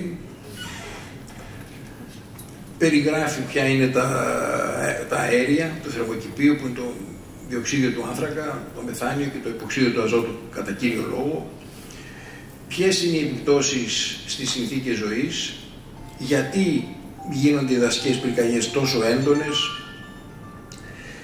και εδώ είναι ένας εφιαλτικός χάρτης που δείχνει τι πρόκειται να συμβεί και ποιες περιοχές πρόκειται να υπερθερμανθούν. Και οι κοινωνικές πιέσεις που συνεπάγεται η προσφυγοποίηση των κατοίκων αυτών των περιοχών. Εδώ αν δείτε λίγο το χάρτη είναι λίγο εφιαλτική η κατάσταση. Και δηλαδή όταν ο άλλος καίγεται, δεν πρόκειται να μείνει σπίτι του. Θα φύγει, θα μεταναστεύσει. Και προχωράει πλέον στο πιο δημιουργικό κομμάτι, που είναι η ανάγκη αλλαγής του μοντέλου διαβίωσης. Και είναι αυτό που υπόθηκε πριν, προτείνει να σχεδιάσουμε αυτό που τόσο επιγραμματικά και γλαφυρά μας περιέγραψε ο κύριος Μπένος για την σημασία του σχεδιασμού. Δεν μπορούμε να το φανταστούμε πόσο σημασία έχει να έχεις ένα σχέδιο πριν έρθει το κακό, το οποίο ξέρουμε ότι θα έρθει. Και αυτό προτείνει ο συγγραφέας, να σχεδιάσουμε την εγκράτειά μας, την ενεργειακή μας εγκράτεια. Η εναλλακτική λύση είναι η ενεργειακή φτώχεια, που θα είναι κόλαση, εάν δεν πάρουμε τα μέτρα μας. Και βέβαια η πρότασή του είναι η μετάβαση σε άλλες πηγές ενέργειας χωρίς άνθρακα. Έχει μια καλή περιγραφή για την πυρηνική ενέργεια, πώς προκύπτει, πώς αξιοποιείται, πώς γίνεται ατμός και γίνεται ηλεκτρική ενέργεια, ποιοι κίνδυνοι ελοχεύουν, πόσο αποτελεί λύση. Δεν λέει ότι αποτελεί τη μοναδική λύση. Ίσα ίσα αλλά χρειάζεται να είναι συμπληρωματική λύση. Και κάτι που δεν το λέει το βιβλίο, γιατί τότε δεν είχε γίνει ακόμα η εισβολή της Ρωσίας στην Ουκρανία, μετά την εισβολή έχει αλλάξει η κοινή γνώμη στις ευρωπαϊκές χώρες κατά 15% υπέρ της πυρηνικής ενέργειας. Έχει αυξηθεί δηλαδή η αποδοχή της κατά 15%. Εδώ που φτάσαμε, δεν χρειάζεται αυτό μαστίγωμα, αλλά χρειάζεται θετικές δράσεις στην καθημερινότητά μας. 4 τομείς όπου ο κάθε πολίτης μπορεί να συμβάλλει στη μείωση του διοξιδίου του άνθρακα. Διατροφή, μεταφορές, στέγαση και ψώνια. Διατροφή σήμερα, ακραία εξειδίκευση στην παραγωγή, κατακαιρματισμό στην αλυσίδα επεξεργασίας και η τελική τιμή κάθε τροφίμου αντιπροσωπεύει κλάσμα του κόστους παραγωγής του. Το δείχνει πολύ επιγραμματικά πώς παράγουμε σήμερα τα τρόφιμα και πώς θα πρέπει να τα παράγουμε. Είναι αυτό που βλέπετε δεξιά, που είναι ο παλιός τρόπος, αλλά με καινούρια μέσα. Δηλαδή η φάρμα παράγει όλη την γκάμα των τροφίμων, και τα γιαούρτια και τα γάλατα και τα τυριά και τις ζωοτροφές και όλα. Βέβαια αυτό σημαίνει ότι θα είναι μάλλον πολύ ακριβότερα τα προϊόντα πλέον, τα τρόφιμα. Και το σύστημα πρέπει να γίνει πιο βιώσιμο και ανθεκτικό. Αυτό δεν θα γίνει αύριο, αλλά πρέπει να το ξεκινήσουμε. Στις μεταφορές προτείνει ουσιαστικά τα ηλεκτρικά αυτοκίνητα για τις πόλεις. Είναι σαφέστατα η πιο σοφή λύση. Ένα υβριδικό ή ένα ηλεκτρικό SUV δεν αποτελεί τη βέλτιστη λύση. Έχει παραδείγματα καταναλώσεων, ποια καταναλύσκουν και πόσο. Στη στέγαση προτείνει τις αντλίες θερμότητας, που όμως έχουν το πρόβλημα ότι χρειάζονται ηλεκτρική ενέργεια, άλλα δίκτυα, άρα σχηματιστές, άρα υποσταθμούς, άρα όλα αυτά που λέγαμε. Και, φίλε Σταύρο, αλλαγή σχεδιασμού των πόλεων. Εδώ το κάτω σκιτσάκι δεξιά είναι ακριβώς έτσι μια διακομώδηση του συγγραφέα, που είναι με το άσπρο πουκάμισο, δεν ξέρω αν το βλέπετε, και είναι δίπλα οι διάφοροι πολεοδόμοι μηχανικοί και τους λέει πώς πρέπει να αλλάξουν να σχεδιάζουν την πόλη. Τα ψώνια, πάλι μιλάει για εγκράτεια. Μπορώ να δείξω και ένα παραδειγματάκι μετά, αν έχουμε χρόνο, από πώς, ας πούμε, στη Γαλλία σήμερα ψωνίζουν οι Γάλλοι πιο συνειδητοποιημένοι τα χίδιν προϊόντα, δηλαδή φασόλια, ρύζια, μακαρόνια. Δεν τα παίρνεις συσκευασμένα, φέρνεις τη συσκευασία σου από το σπίτι, το σακουλάκι σου, το οποίο ξαναχρησιμοποιείς και έχει μεγάλα σιλό από τα οποία γεμίζεις το σακουλάκι σου. Πρέπει λοιπόν να αγοράζουμε λιγότερα πράγματα, να τα χρησιμοποιούμε για περισσότερο καιρό και να τα επιδιορθώνουμε. Τι κάνουμε τώρα? Αυτή είναι η εικόνα της μητέρας γης που βλέπετε εδώ. Η μετάβαση σε μια κοινωνία χαμηλών εκπομπών διοξειδίου του άνθρακα αποτελεί μονόδρομο. Θα αλλάξει σταδιακά μεν, αλλά ριζικά τον τρόπο ζωής του καθενός, καθώς και τον τρόπο παραγωγής των προϊόντων. Η σχεδιασμένη ενεργειακή εγκράτεια αποτελεί μια ενδιαφέρουσα πρόταση. Χρειάζεται όμως αποδοχή από τους πολίτες και το βιβλίο ακριβώς έχει στόχο να ευαισθητοποιήσει το κοινωνικό σύνολο για το μεγάλο αυτό θέμα. Και κλείνω πάλι με αυτή την προφητική το πιστόφυλλο. Σας ευχαριστώ πάρα πολύ για την υπομονή σας. Να ολοκληρώσουμε τώρα τις εισηγήσεις με την κυρία Μέρη Μπελογιάννη, που είναι φιλόλογος και υπεύθυνη εκπαιδευτικών προγραμμάτων στο Σωματείο Διάσωμα. Ένα μεγάλο ευχαριστώ στις εκδόσεις Κριτική, γιατί μου έδωσαν την ευκαιρία, τη μεγάλη τιμή, να μιλήσω στη γενέθλια πόλη μου. Είναι η πρώτη φορά που μιλάω εδώ. Έμενα ακριβώς από πίσω, μέχρι το 1981, όταν πήγα στην Αθήνα για να σπουδάσω στο ιστορικό αρχαιολογικό τμήμα.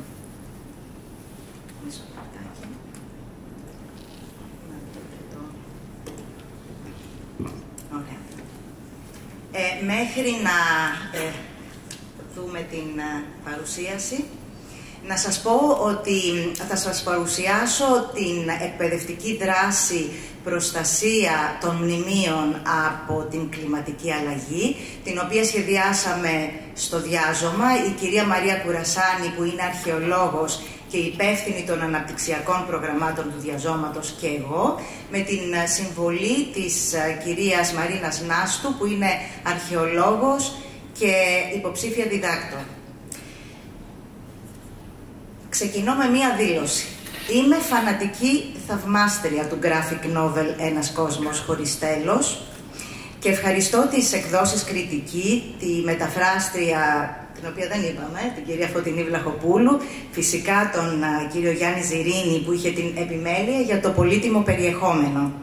Το προτείνω ανεπιφύλακτα σε όλα τα σχολεία, σε όλους μας, αλλά και στα σχολεία, γιατί με τρόπο εύληπτο, εφάνταστο και συναρπαστικό προσπαθεί να μας πείσει ότι πρέπει να αλλάξουμε μοντέλο ζωής και να υιοθετήσουμε την ενεργειακή εγκράτεια αν θέλουμε ο κόσμος μας να μην έχει τέλος. Είχα σχεδιάσει να μιλήσω για το Διάζωμα και τους ιστορικούς κύκλους του, αλλά βεβαίως ο κύριος Μπένος, ο πρόεδρος του, το έκανε και πολύ καλύτερα. Να πω όμως εδώ ότι τους ιστορικούς κύκλους του Διαζώματος τους ακολουθούμε και τους ακολουθεί και η εκπαιδευτική κοινότητα μέσα από προγράμματα. Το 2014 σχεδιάσαμε το εκπαιδευτικό πρόγραμμα που λέγεται «Υιοθεσία αρχαίων θεάτρων, μαθητές ξεναγούν μαθητές στα αρχαία θέατρα». Από το 2014 μέχρι το 2024, όπως βλέπετε, έχει υλοποιηθεί σε 198 σχολεία με τη συμβολή 580 εκπαιδευτικών και βεβαίως το παρακολούθησαν και το υλοποίησαν 7.622 μαθητές. Το επόμενο πρόγραμμα ήταν το «Στηρίζουμε Βόρεια Εύβοια». Υλοποιήθηκε με μεγάλη επιτυχία για 2 σχολικά έτη, το 21-22 και 22-23. Το υλοποίησαν 58 σχολεία, 315 εκπαιδευτικοί και 3.650 μαθητές. Το τρίτο μας πρόγραμμα είναι το «Δεσμοί», χαρτογραφώντας ιστορίες που μας συνδέουν με τον Εύρο. Την έμπνευση για αυτό το πρόγραμμα μας την έδωσε ποια πόλη νομίζετε? Ήταν η Καλαμάτα. Μια μαθήτρια από την Καλαμάτα πώς συνδέεται με μια μαθήτρια από το Σουφλί? Με ένα μεταξωτό μαντίλι. Πάμε τώρα στο εκπαιδευτικό πρόγραμμα για το οποίο κλήθηκα να σας μιλήσω. Να πω πάλι εδώ ότι πάλι από την Καλαμάτα το 2021-22 το 5ο γυμνάσιο με μια ομάδα εκπαιδευτικών, που αν είναι εδώ πραγματικά τους ευχαριστούμε πάρα πολύ, έβαλαν το σπόρο γιατί στο πλαίσιο της υιοθεσίας αρχαίων θεάτρων μαθητές ξεναγούν μαθητές στα αρχαία θέατρα, έκαναν μια δράση που την είχαν πει κλιματική αλλαγή και μνημεία. Και βεβαίως μας έβαλαν σιγά σιγά να αρχίσουμε να ψάχνουμε και να σχεδιάζουμε κι εμείς μια παρόμοια δράση. Τη σχολική χρονιά λοιπόν 2023-2024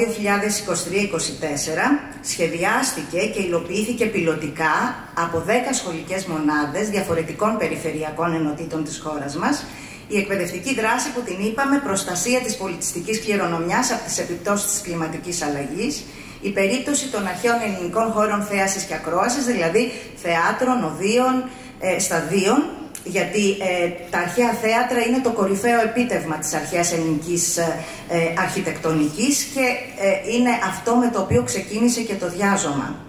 Ο σκοπός της δράσης, η σύνδεση της αειφορίας και της πολιτιστικής κληρονομιάς και η ευαισθητοποίηση των μαθητών για τις επιδράσεις της κλιματικής αλλαγής στο πολιτιστικό και φυσικό τοπίο.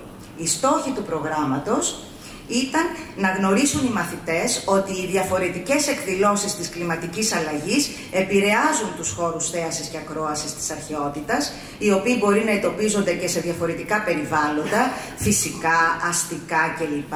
Και σε διαφορετικές κλιματικές συνθήκες. Επίσης, να δουν το αρχαίο θέατρο ολιστικά, αλλά και ως μέρος ενός ευρύτερου φυσικού περιβάλλοντος και πολιτιστικού τοπίου. Οι ενδεικτικές δραστηριότητες που προτείναμε κινήθηκαν σε 3 άξονες: ενημέρωση, έρευνα και δημιουργία. Περιελάμβαναν, όπως βλέπετε, διάλογο στην τάξη, δημιουργία ερωτηματολογίου για να το απευθύνουν σε ειδικούς, δημιουργία παρατηρητηρίου για κάθε ένα αρχαίο θέατρο, δημιουργία εκπαιδευτικού παιχνιδιού, ψηφιακού, βιωματικού ή επιτραπέζιου, δημιουργική έκφραση με θέμα τέχνη και κλιματική αλλαγή, δράσεις προστασίας του ευρύτερου αρχαιολογικού χώρου, αλλά και κάποια εργαστήρια. Στους εκπαιδευτικούς που συμμετείχαν τους δώσαμε ενδεικτική βιβλιογραφία και δικτυογραφία και τους δώσαμε έναν κατάλογο με ειδικούς, οι οποίοι πήγαν στα σχολεία, συγκινητικά ανταποκρίθηκαν, πήγαν στα σχολεία,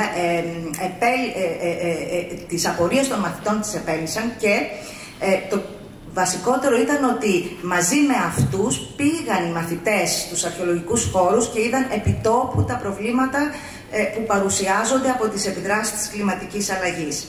Οι εξαιρετικές δημιουργίες που προέκυψαν αναρτήθηκαν στην ιστοσελίδα του κάθε ενός σχολείου, καθώς και στην ιστοσελίδα του διαζώματος, γιατί έχουμε μία πλατφόρμα ψηφιακή που την λέμε Generation D. Εκεί οι εκπαιδευτικοί μπορούν να δουν όλες τις δράσεις του διαζώματος, τις εκπαιδευτικές, και φυσικά εκεί δημιουργήθηκε ένα τέτοιο πεδίο που το είπαμε κλιματική αλλαγή και μνημεία. Επιπλέον, παρουσιάστηκαν στην 7η συνάντηση του Άνω Διαζώματος. Τι είναι το Άνω Διάζωμα? Είναι ένας θεσμός που έχουμε δημιουργήσει στο διάζωμα, ένα άνοιγμα στα νέα κοινά και μια θερμοκοιτίδα εκόλαψης νέων καινοτόμων ιδεών που δίνουν όθηση στο όραμα του σωματείου για την κοινωνικοποίηση των μνημείων. Σε αυτήν την συνάντηση, το πρώτο μέρος ήταν αφιερωμένο στην επιστημονική κοινότητα. Μίλησε ο καθηγητής φυσικής περιβάλλοντος του ΕΚΠΑ, ο κ. Κωνσταντίνος Καρτάλης. Επίσης, η κυρία Μαρία Παπαδοπούλου, που είναι καθηγήτρια στο Μετσόβιο Πολυτεχνείο και τώρα πρόεδρος του ΔΣ του Οργανισμού Φυσικού Περιβάλλοντος και Κλιματικής Αλλαγής, του ΟΦΙΠΕΚΑ, και φυσικά παρουσίασε το graphic novel και ο Γιάννης ο Ζηρίνης. Μπορείτε να δείτε κάποια δείγματα μαθητικών δημιουργιών από από αυτή την πιλωτική δράση. Podcast για το Αρχαίο Θέατρο των Γιτάνων που βρίσκεται στην Θεσπρωτεία. Ένα ηλεκτρονικό βιβλίο, και βλέπετε και το QR code που αν κάποιος θα ήθελε μπορεί να το σκανάρει και αμέσως θα του το παρουσιάσει, για το ιερό νησί της Δήλου που πλήττεται πάρα πολύ από την κλιματική αλλαγή με διάβρωση και άλλα προβλήματα. Ηλεκτρονικό περιοδικό στο οποίο συγκεντρώθηκαν άρθρα από επιστήμονες αλλά και από μαθητές για το Αρχαίο Θέατρο του Διονύσου Ελευθεραίος. Μαθητές οι οποίοι ξενάγησαν τους μαθητές τους αλλά και μίλησαν για τις επιδράσεις της κλιματικής αλλαγής στα μνημεία. Ένα ακόμα podcast για το Αρχαίο Θέατρο της Χερόνιας. Ένα ψηφιακό παιχνίδι για το Αρχαίο Θέατρο της Λίνδου στη Ρόδο και ένα εικαστικό έργο για το Αρχαίο Θέατρο Αμφιαρίου Οροπού.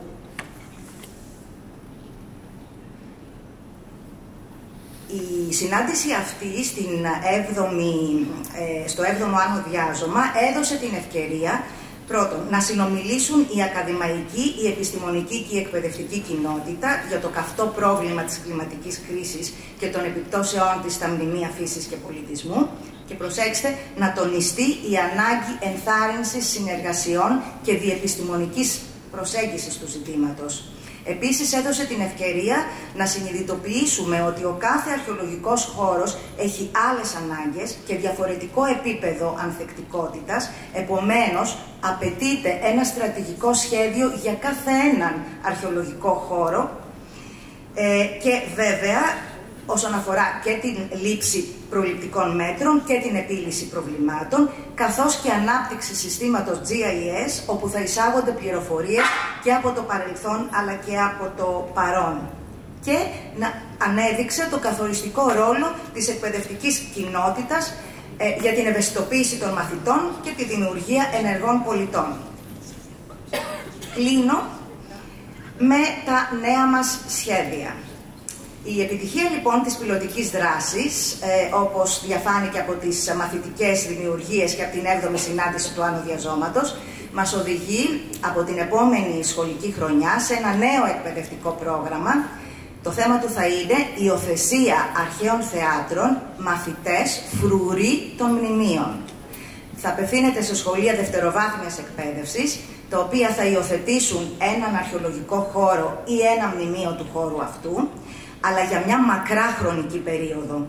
Κάθε σχολική χρονιά, λοιπόν, μια ομάδα μαθητριών θα αναλαμβάνουν τον ρόλο των φρουρών των μνημείων. Σε συνεργασία με ειδικούς από φορείς, ιδρύματα, πανεπιστημιακά, σωματεία, εκδοτικούς οίκους κλπ., που θα προσφέρουν γνώση για περισσότερη εμβάθυνση και επίλυση απορριών, οι μαθητές θα μελετούν τα μνημεία του χώρου, θα παρακολουθούν τις επιπτώσεις της κλιματικής αλλαγής σε αυτά και θα ενημερώνουν τον φάκελο υλικού, το πορτφόλιο, με τα τεκμήρια της δράσης τους. Ο φάκελος θα ανανεώνεται από τη δράση των νεότερων μαθητών.